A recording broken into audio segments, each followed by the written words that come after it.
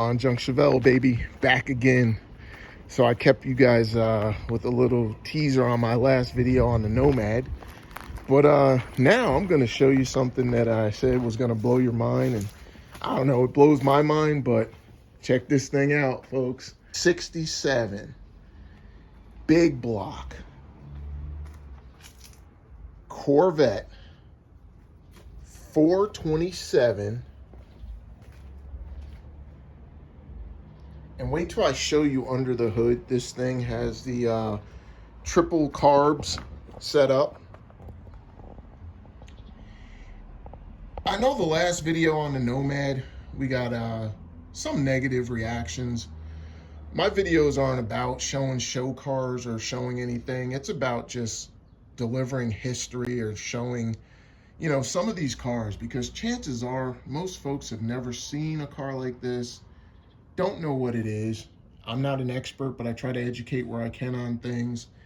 And to be honest with you, unless you have access to someone's garage, someone's barn, you typically don't see this stuff. We can go on YouTube all day and go on eBay and check out pictures of cars like this, but to actually be able to see them in the wild, I call it, is pretty amazing. And the owners of these cars, you know, most of the folks are very private. You know, they don't want people to know what they have or see what they have. I mean, look at a car like this. Even all it needs is a wash. That's it. It needs a wash, maybe a good waxing, and this thing is back going. 67 Corvette, big block car. So you can cut it up all you want, but go and try to buy one.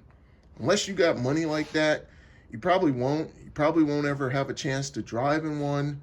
And the closest you'll get to one is sitting at a car show where chances are the owner will probably let you never even get up to it like this. So what I'll say to folks is enjoy it for what it is, because the owners of these cars, like myself, they're our pride and joys, and we appreciate them, whether they got dirt on them, whether they're running, and sometimes when they're not running. It's just, you know, one of those car guy things when you're into it and you're able to appreciate it for what it is as opposed to how much dirt is on it. So that's all I'm going to say. But anyway, getting back to the car, check this thing out.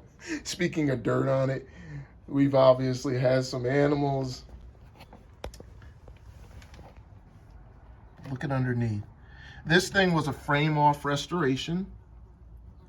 I knew he was building it and putting it back together, restoring it. This is pretty cool. Now you get to see what this will look like once it's washed. I believe the color is called ermine or ermine white. It's got the black, what we call stinger hood. And you can see the black there, 427.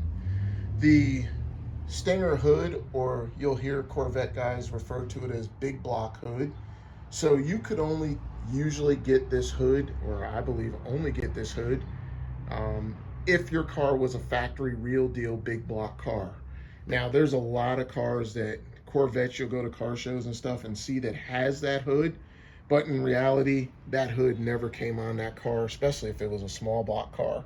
So this car is a real 427 big block stinger hood or ermine white air conditioning Corvette. It's got power windows. It's full. I believe that's called the teak steering wheel for the Corvette aficionados. I believe there's got something to do with a higher RPM tachometer. Again, I'm more of a Chevelle aficionado, and I wouldn't say expert, but that's probably my forte, 70 Chevelles, 70 to 72, but I know a little bit about these Corvettes to be dangerous. And I'll tell you what, one thing I know about a Corvette like this is that it is awesome.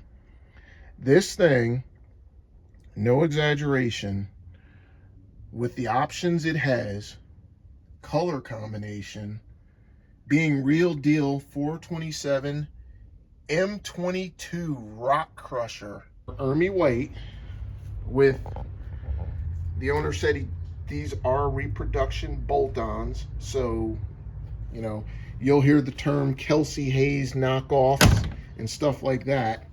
This is one of the things that irks me, is when people take videos and they leave the door ajar on a car.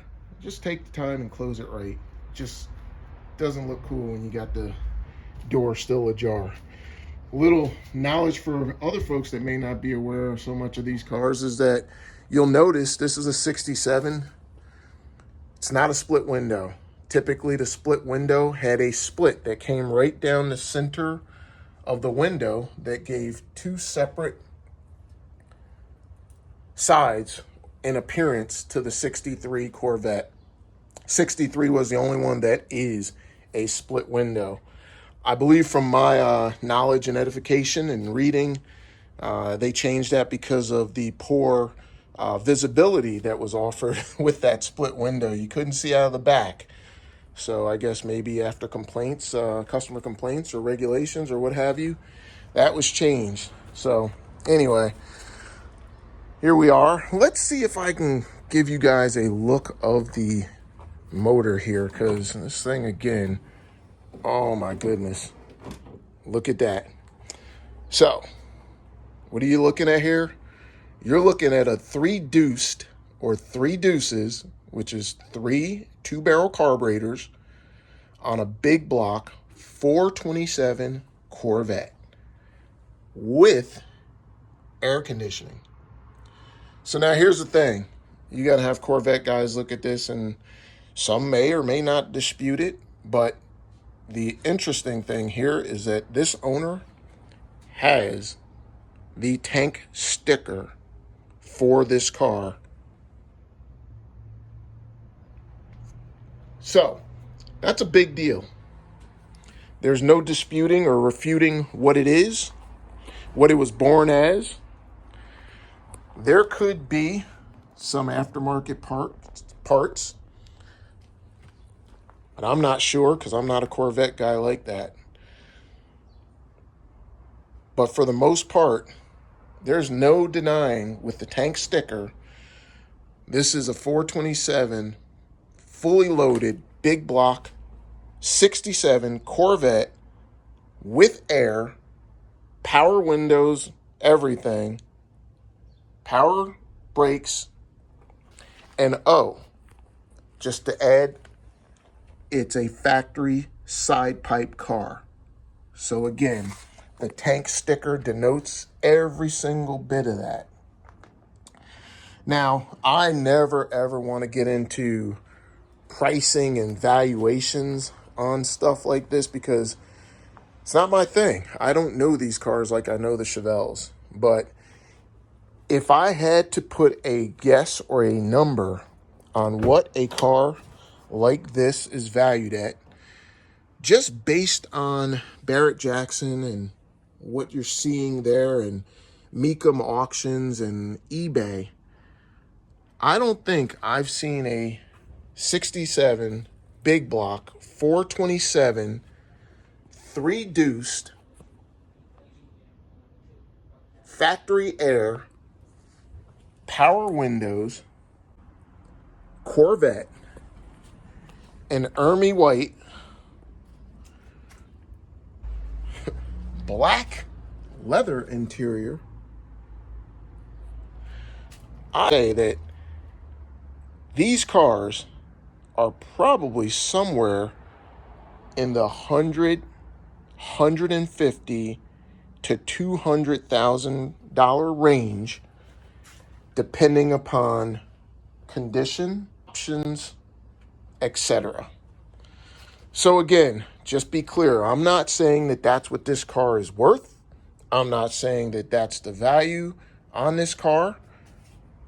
This car is not for sale. What I'm saying to the folks that watch my videos and may not have the knowledge on these cars, next time you're at a car show, next time you're online looking at stuff and you're trying to get into this hobby, get your knowledge up, get your education up so that you know what you're looking at. I'm in a barn. Look at this. I'm in a barn. And people who probably have no knowledge on this stuff probably see these things every day and they have no idea of the value they're looking at. And for us guys that are in the car world, you know what? That's okay. We like it. But we know when we see this, when we see this, when we see this,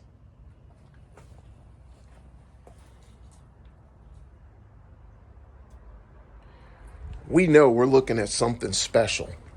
We know this is not the norm. And again, money aside, we know how to appreciate these cars for what they are, as opposed to having a little dirt or dust on them.